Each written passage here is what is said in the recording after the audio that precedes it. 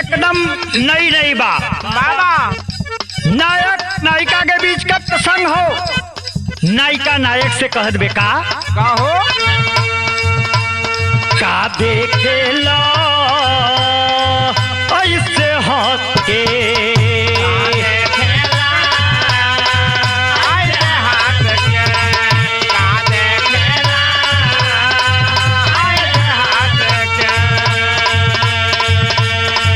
जान ले बका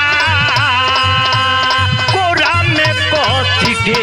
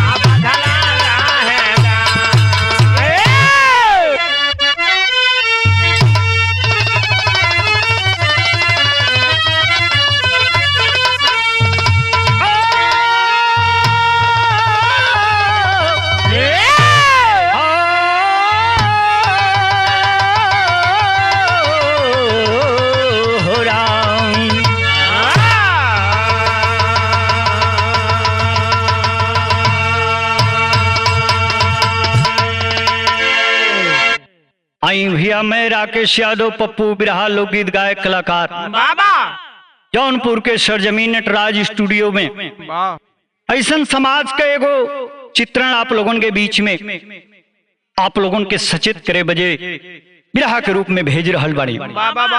अंकुर भैया और राहुल भैया मिल के ही बिरहा के रिकॉर्डिंग कंप्लीट करत हुआ।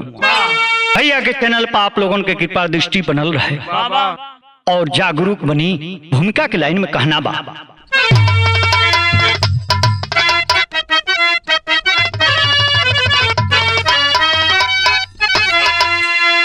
पाकर समय इतना ऐसा बचलता गलत कर कर्म सबसे है वो बिसरता हो देता सब कुछ है पल भर में अपना होकर हकीकत है बन जाता सपना पर करता अपने गलती का जब एहसास करके मेहनत बनाता सियाना वो खास तो है होता कुछ तो है पाता ब्रिजराज सबको समय है न चाहता।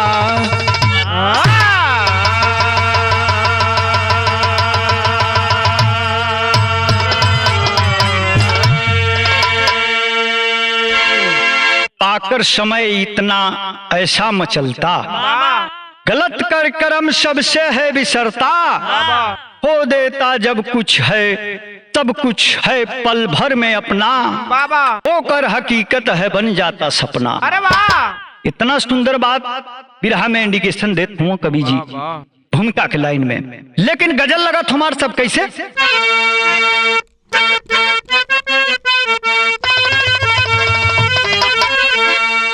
आवाज हवा का झोंका हूँ आह निकला हूँ पल दो पल के लिए आवाज हवा का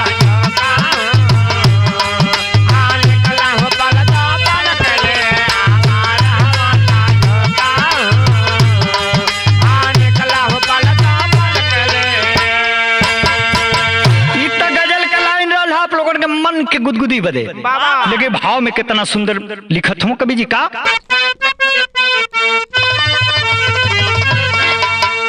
समय की नैया कब यारो जीवन को कहाँ ले जाएगी।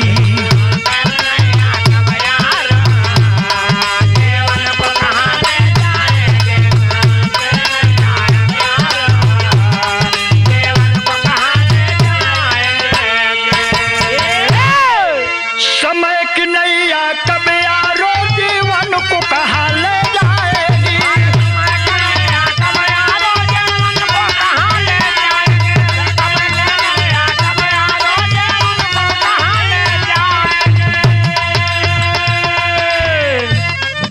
कौन भला मिल पाएगा, कौन भला मिल पाएगा, किसकी यादें रह जाएगी।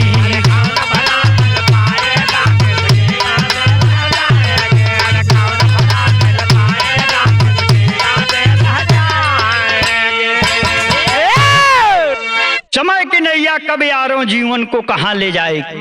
कौन भला मिल पाएगा, किसकी यादें रह जाएगी। जवन कर बजा उहे गुणगान गाई, जियत भर में तो कोनो अच्छा कुछ हो ही नहीं खेपावत। अच्छे लोगों की तादाद दुनिया में बहुत है साथियों, इसीलिए धरती टिकी हुई है। कुछ ही मछलियां तालाब को गंदा कर रही हैं।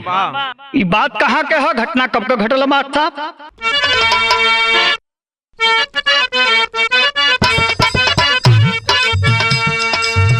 खेली खेल कैसे जीवन को समैया हो, खेले खेल कैसे जीवन के समैया हो, केहू ना जाने पावल दुनिया में मोरे भैया हो।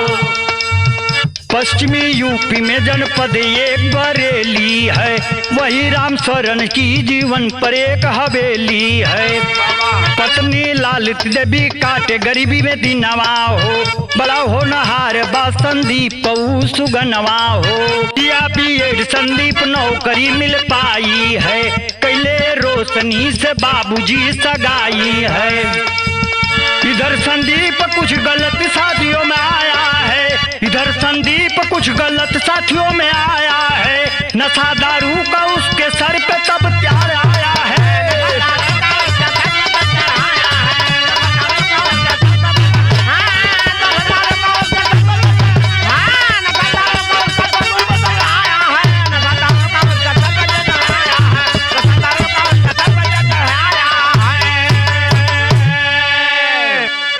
ए भैया पश्चिमी यूपी की बात हो, बरेली वो छुट्टी मुखी जिला हो। पत्नी लालती देवी के संगे पति देव जौन है कि संदीप काटत हुआ। धीरे धीरे समय बीतल हो, कुछ दिन बीतला के बाद संदीप बीएड कैले ही रहना, नौकरी पा गई हम। और नौकरी पहले के बाद अब घर में जौन है कि बहुरिया आ गई बे, रोशनी से सगाई हो गई ले भैया। इधर खुशी का माहौल बा, घर में चारों तरफ तहनाई बजत हो, लेकिन तर्ज बदल गई मार साहब, कहना बा।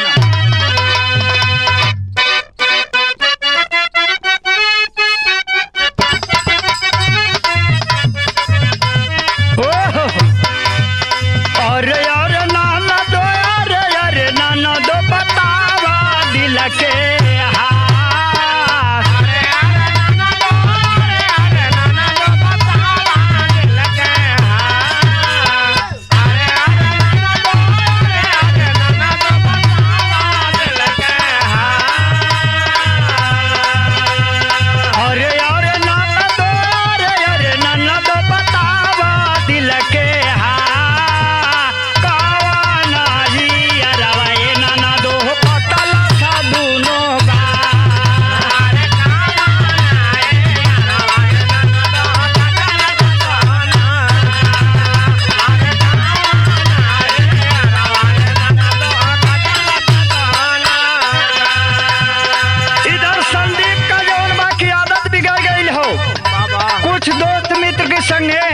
दारू शराब का लत लग गई हो।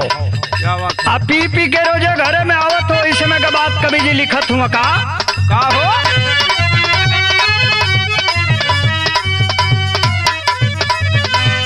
रोजे रोजे दिनवा हो, रोजे रोजे दिनवा संदीप करे पवा।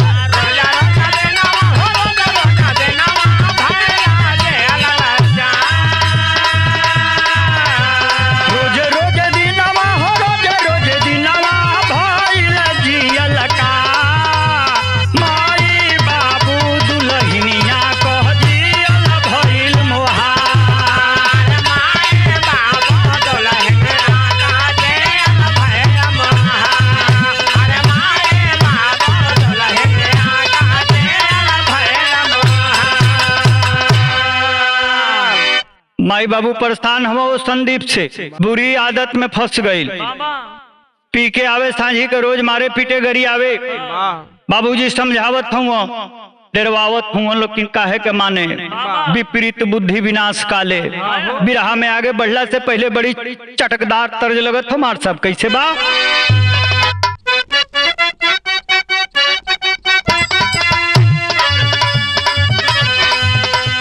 फौजी समझौल रहे हमारा के प्यार से,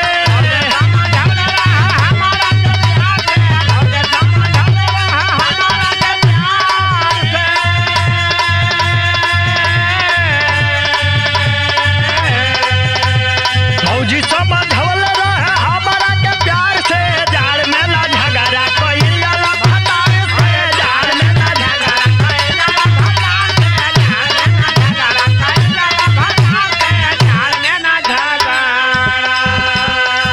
लेकिन ई तो चाला में कवि जी का एगो संकेत रहल है नई नवेली दुल्हन लोगन खातिर, लेकिन फर्ज कितना सुंदर लिखत हो बिरहा में कवि।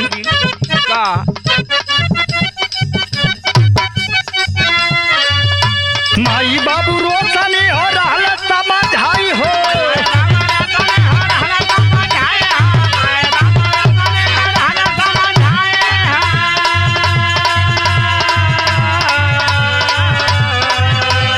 माई बाबू रोशनी हो रहे समझाई हो, लेकिन नहीं छोड़ल संदीप के पियाई हो, लेकिन नहीं छोड़ल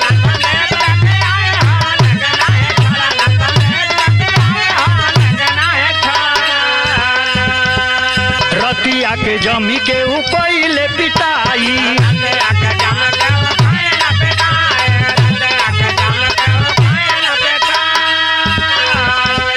अपनी हो घरवा से दिहले भगाई,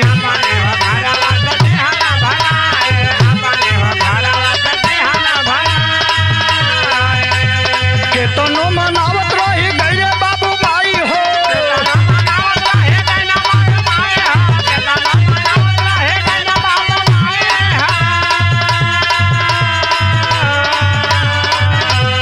केतनो मनावत रही गईले बाबू माई हो, लेकिन नहीं संदीप छोड़े दारू के पियाई हो,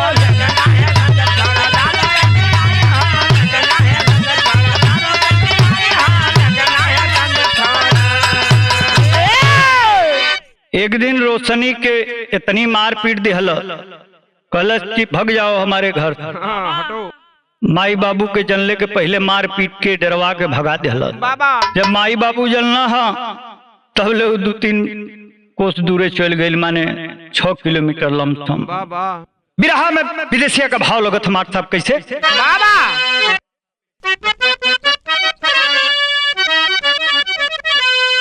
अपना बेगाना भइले त दुश्मन जमाना भइले, केहू नहीं सुनल गोहरिया मितवा, रोशनी लाचार भइली कौनो नया धार पवली, भटकेली गौआ नगरिया मितवा, दिल्ली हो आई गईली नौकरी पर हो गईली, दुखवा में काटली उमरिया हो मितवा, ए हवर संदीप के ना सुधरल हालतिया हो, चिंता में छूटल माई बाबू के शरीरिया, अरे बाबूजी लाचार भइले कौनो नया धार पहिले, कौने घाट लागे मोर कुढ़ैया हो मितवा, अरे हाट आटे कयाइल, अरे दुनिया से नाता टूटल, अरे गाँव के लोग करे संस्कार हो मितवा। ये बाबू रोशनी धीरे धीरे भटकत भटकत चल गई बे, ट्रेन पकड़ ले है गुस्सा में दिल्ली चल गई। अब जिए खातिर कुछ करे के पड़ी, जाके एगो होटल में बर्तन माजे के काम स्टार्ट कर दिला। वाह वाह कुछ दिन कैले बा, लेकिन कवि जी के रह ना गई हटेरी के भाव में लिखत हुआ। सपनवा जल के राख हो गई, बनौलस नशा बेटा के देखबा हो दुश्मनवा, अरे दुश्मनवा। ए बाबू, समय रहते हुए अपने औलाद पर अगर नहीं ध्यान दिया जाए तो नशा के आगोश में आकर वो अपना दुश्मन बन जाता है। पनवा जल के खाक हो गई, बनौलस नशा बेटा के दुश्मनवा, सपनवा जल के खाक हो गई। लेकिन बिरहा के आगे बढ़ौलस पहले एगो धुन डालत हूँ। कवि जी कैसे बा?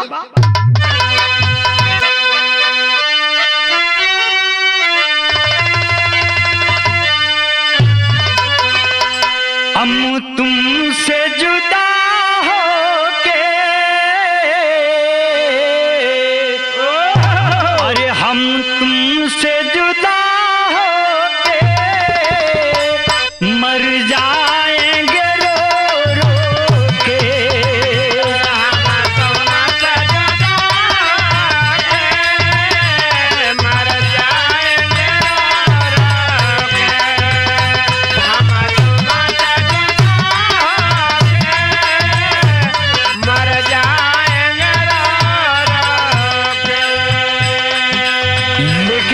तर्ज रहल हो लोग फर्ज में गौर करेंगे बिरहा प्रेमियों। क्या नाता ना तो हो कोई दिहलस, नाता ना तो हो कोई दिहलस, अब बैठ के ढंग खेले।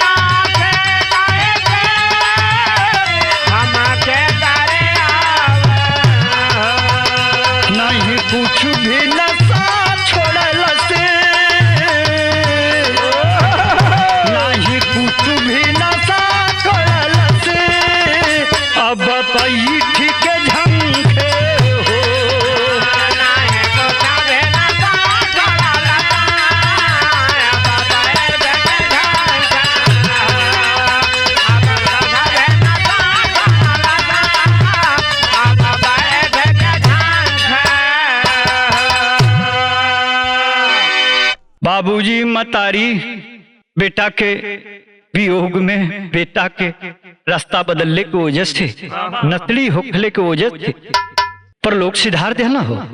इधर जाके ही दर दर ठोकर खाद बे, जब शरीर में दम ना रह गई तो जवन इनके नथड़ी बनौले रहना था वो मुंह मोड़ लेहला।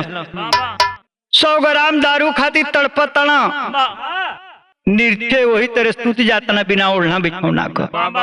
वो दशा आ गई हो कि आसपास के लोग कटोरा में लेके आके इंसानियत के नाते कुछ खिला पिला दे। चारंगा के भाव में कभी लिखत हो का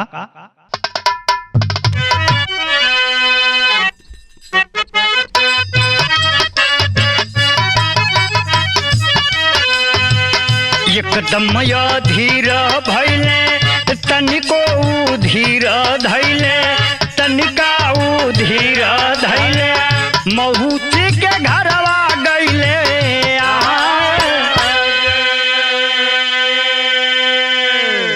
आ पी के सुतले कहे बतिया हो, कहे सबसे बतिया हो, मौसी कर दे तू मोर बिया जी।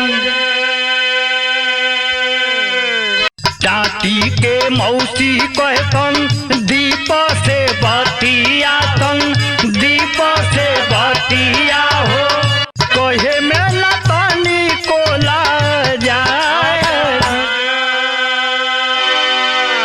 थोड़ी जसना तेरी से करके बिया हवारे, करके बिया हवारे, भाग जल्दी हवा जन देखा। मनवा में सोचत ही है चल दी हलस बातिया हो, चल दी हलस बातिया हो, दारू गोइल सब कुछ लूटा। वह में मौसी के घरे जाता, सोचता कि मौसी के खाई पिए वही जे रह का दिन रहल बा, कहले बा कि ऐसा है मौसी की, अब हम सुधार कर ले अपन, हमारे को बियाह करा दे, तनी मनी खेती बाड़ी बा ओकर मालकिन बन जाई। कलश मौसी की अरे हरामखोर नशेड़ी दारूबाज, तुमको कौन अपनी लड़की देगा, तुमसे कौन ब्याह करेगा, यहाँ से फौरन अपनी मनहूस चक्कर लेकर दफा हो जाओ। बाबू हो कभी के रहना गए, बड़ी मार्मिक धुन लगाओ तुम कैसे।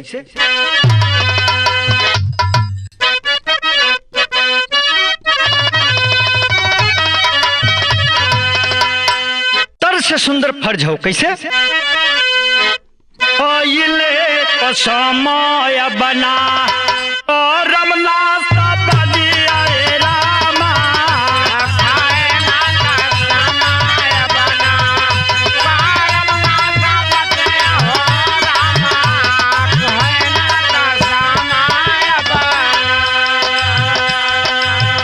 ये जिंदगी में परी लगाई थी हालत लगी ओ रामा,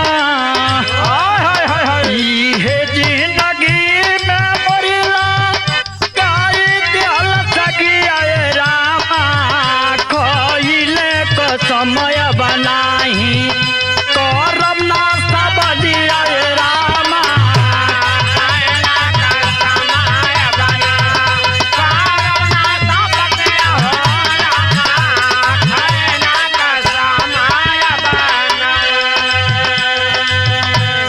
एक बिगहा खेतावा में 5 मंडा बेचले,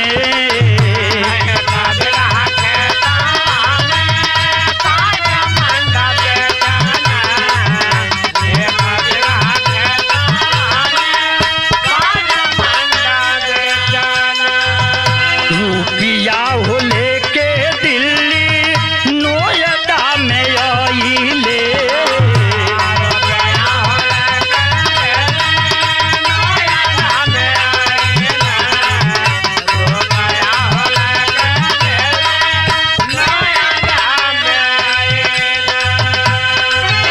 जींस वाली फैक्ट्री में अब चमकल भागिया रामा, खोजले को समय बना करम ना सब दिया रामा।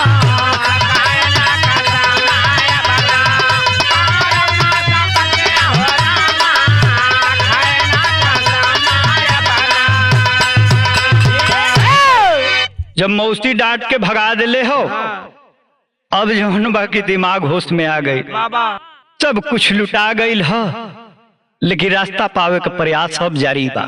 एक बिगहा खेत में 5 मंडा बेच देहलस, माने 10 कट्ठा बेचले के बाद दिल्ली के तरफ नोएडा में चला गया, वहाँ जींस की फैक्ट्री में काम कर रहा है साथियों, लेकिन आल्हा में बिरहा को बढ़ा रहे हैं कवि जी कैसे।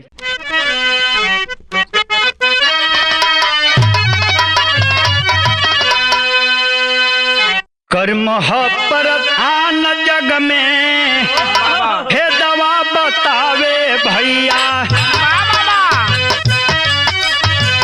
कर्म में बनावे लाहो राक्षस भगवान।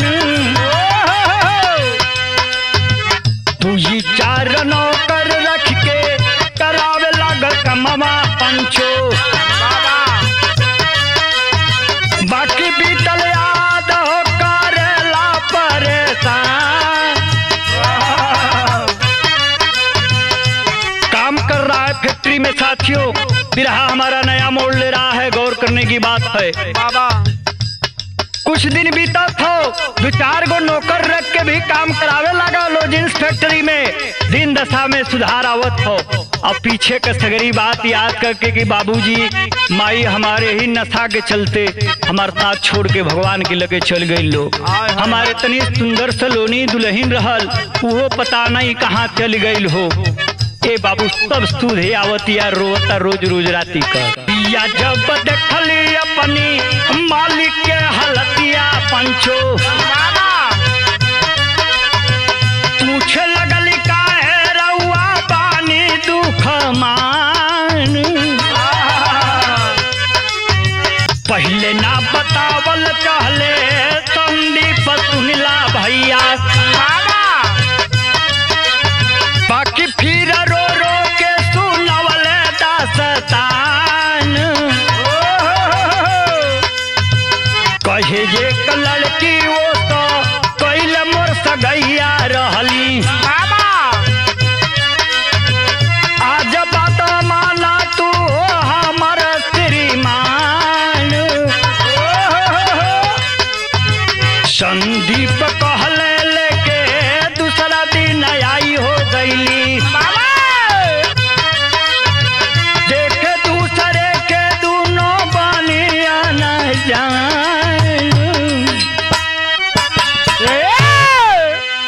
आप बीती संदीप बताता है, इसी में काम करने वाली लड़की जो पूछती है कि सर आप क्यों इतना उदास हैं, उस लड़की का रिया नाम बताया गया साथियों। कह रहा है कि मेरी उदासी का बहुत सारा कारण है, क्लस के अभी आप शादी योग्य हैं, कहिए तो मैं एक लड़की को लेके आ रहा हूँ बाबा, और वो अगर पसंद है तो आपकी शादी हो सकती है। निराश मत हुई, मैं आपकी मदद करूंगा। बीते हुए कल को याद करके दुखी मत हुई, आने वाले कल पर ध्यान दीजिए। लेकिन ये बाबू विधि का विधान हो, हरि के भाव में कवि के लिखे के पड़त।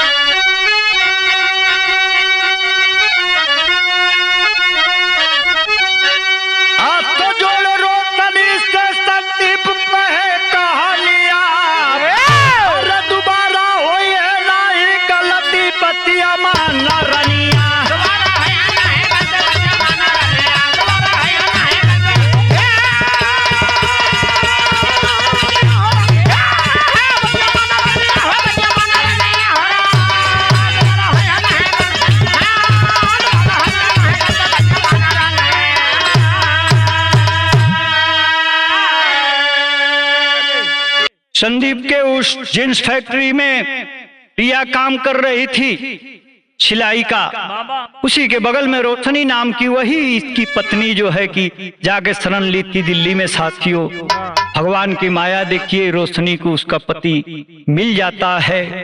आज जब वह रोशनी के लेके गई बारिया, संदीप देखले हर आंख रोता, दौड़ के पैरवा पे गिर गई। कलश की ओ हो जोन गलती हो गई हमके माफ कर दो, आ फिर दोबारा हमनी के संगे रहे लगल जा। अब हम अपन जीवन का रास्ता बदल ले हैं, बरगला गई है दोस्ती यारी में। नशा के लत से हम परेशान रही हैं, लेकिन आज देखो 4-4, 10-10 लेबर हमारी अंडर में काम करत हूँ। कहना बात नशा देहल से जीवन में आगिया लगाई, अमाई बाबू स्वर्गेरिया दियाली हमसे मिलाई। अगर बिसर टूट लसिया जान रानिया, अरे अगर बिसर टूट ससिया जान रानिया, अरे दोबारा होई ना गलती आई मान रानिया।